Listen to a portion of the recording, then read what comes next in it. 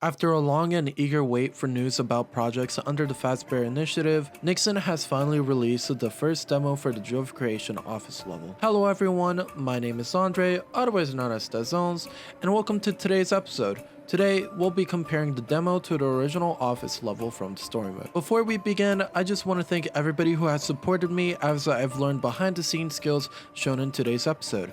If you guys enjoyed this first episode of Dezaos Reviews, please like, subscribe, and let me know what you think about the video. Anyways, let's get back to talking about T-Jog. The Joy of Creation is a 2015 FNAF fan game developed by Nixon and was inspired by the game Boogeyman, developed by Clockwork Wolf. Having cancelled the original idea out of dissatisfaction, he would cast votes to see if he should reinvent it. Motivated by positive votes to remaster it, he created the Joy of Creation Reborn in 2016. Players are tasked to find odd memorabilia while avoiding animatronics chasing them from a basement, attic, forest, and even a maze-like hallway. This version of T-Jog would be featured by YouTubers such as Markiplier and Koryax Kenshin.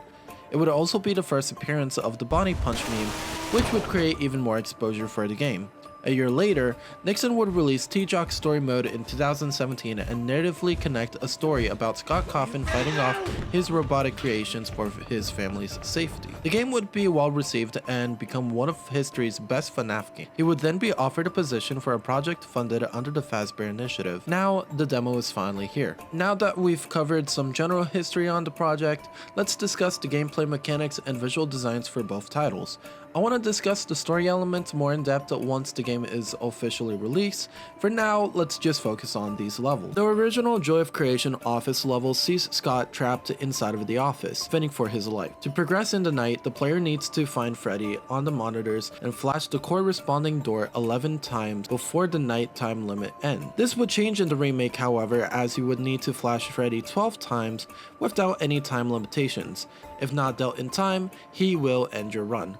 The demo would also include another limitation with the flashlight, as a power management system would be in place where you must find fuses in order to recharge your flashlight's battery after 3 uses. As you manage this, you must defend against Bonnie, who in the original will permanently disable your monitor if seen on camera. This is somewhat altered in the demo as you are given a redeemable play to fix the monitor if you replace the fuse powering it in time. Foxy would also act differently, as you will need to find him on camera and deter him before going to any possible door, or else he will kill you and, guess again, end your run. His mechanic will change in the demo to resemble the rat from Five Nights at Candy's 3, where you will need to find him on the monitor and flash his eyes 3 times before he leaves the door. Not dealing with him in time will cause the game over as well. I will say that his jump scare is much scarier and much more sudden in the demo compared to his shaking jump scare in the original. Chico will play the same as the original game, just that with more places for her cakes to hide in their cabinets. Overall, I believe that the demo provided a very healthy change to challenge players who are interested in seeing what is worth an ending. Looking into the visual design for the two, it's amazing how much changed for the better. The original is fantastic, don't get me wrong. Looking at the original office, I can see that the ambient lighting plays a significant role in the look of the office. Placed in a wider space office, overhead lights guide the player to each door Freddy can come out of. The room remains dim in a cold temperature hue, leaving the player with dread as they play. As players view from the monitors, they are filled with a solid static effect, making viewing the animatronics quite difficult. Speaking of animatronics, let's take a look at these turnarounds of the animatronics. I believe that Nixon capitalizes on highlighting that animatronics are metallic materials by stripping them of their fabric, even maiming his designs for Freddy, Bonnie, and Chica, having facial deformities while keeping true to the original FNAF design. After playing the original and going back into the demo, these changes are in more ways than I initially observed when I first wrote the script.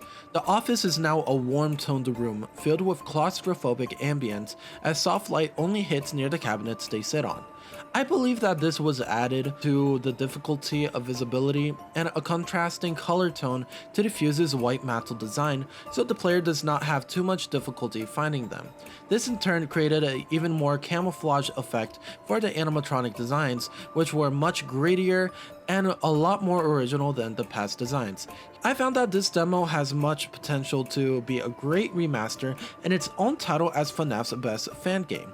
With more time, we'll see as this progress development flourishes into a whole experience that will go down as a great example of creative progress between original and remasters.